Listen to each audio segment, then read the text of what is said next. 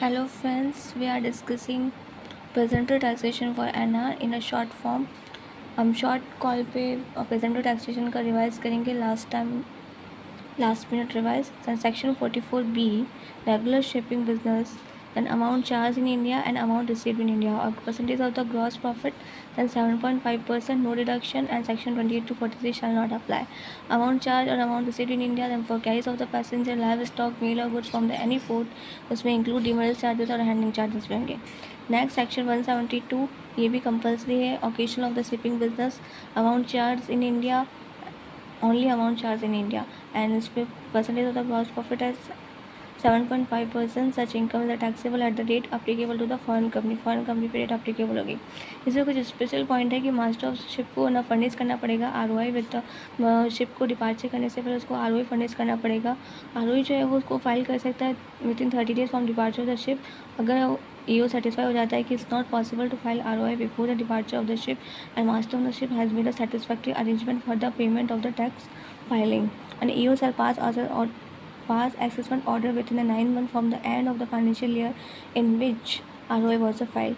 तो इसके अंदर ROI की यहाँ पे डिक्लेरेशन करना पड़ेगा. ROI फाइल करना पड़ेगा before departure of the ship करना पड़ेगा. अगर before departure of the ship नहीं कर सकते तो 30 दिन के अंदर जो है फाइल कर सकते हैं, लेकिन उसके लिए 2 कंडीशन होगी कि EO सेटिस्फाई होना चाहिए और मास्टरशिप जो है वो सेटिस्फैक्ट्री अरेंजमेंट होना चाहिए.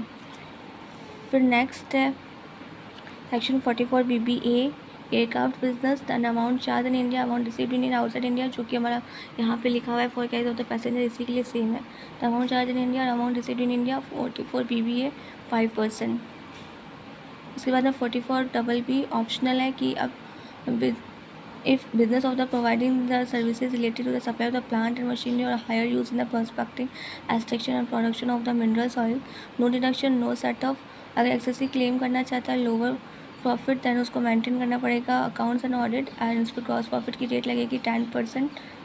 रिसिप्ट अर्नड इन इंडिया और रिसीव्ड इन इंडिया होनी चाहिए. इसके बाद में सेक्शन 44BBB ये भी ऑप्शनल है. ये foreign company engage in the business of the civil construction or erection of the plant machinery related to the turnkey power project, और इस पर जो है परसेंटेज है वो 10% है और ये applicable only to the foreign company. अगर इस पर भी अगर वो क्लेम लोअर करना चाहता है प्रॉफिट तो उसके लिए उसको मेंटेन करना पड़ेगा books of account and audit. फिर नेक्स्ट है section 44BBC cruise shipping business in India. And cruise shipping के लिए पैसेंजर के पास जो शिप होती है वो having the capacity more than 200 passenger और लेंथ उसकी जो है वो 75 मीटर और मोर होनी चाहिए for leisure and recreational purpose. And lease rent जो होता है वो क्रूज शिप का receive by the foreign company from the above cruise shipping business companies exempt. अगर वो फॉरेन कंपनी या क्रूज शिपिंग बिजनेस जो है वो सब्सिडरी है एक ही सेम होल्डिंग कंपनी का कोई सब्सिडरी है तो उनको एग्जाम मिल जाएगा. इस पर ध्यान रखना है कि मोर दैन 200 पैसेंजर, अगर सिर्फ 200 पैसेंजर है तो भी अलाउड नहीं होगा, मोर दैन 200 पैसेंजर होना चाहिए और लेंथ जो है वो 75 मीटर और मोर. और इस पर ग्रॉस प्रॉफिट का लगेगा 20% of the amount charge receive for the carriage of passenger or any person ही on his behalf. Last is section 44BBD business of the providing services or technology for the setting up the electronics manufacturing facility for the manufacture electronic goods in India to the resident company.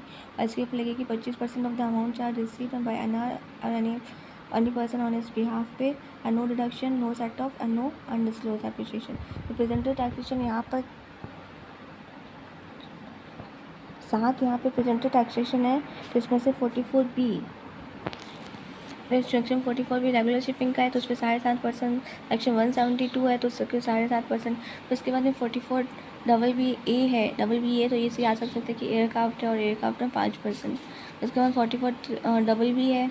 BB है तो यहाँ पे plant and machinery का है जो use कर रहे हैं प्रोस्पेक्टिंग और इरेक्शन वाले में, तो उस पर 10% है. और 44BBB है तो भी उस पर भी 10% है. और 44BBC जो नया आया था कुछ शिपिंग बिजनेस वाले में उस पर 20% है. और 44BBD इस पर 25% है.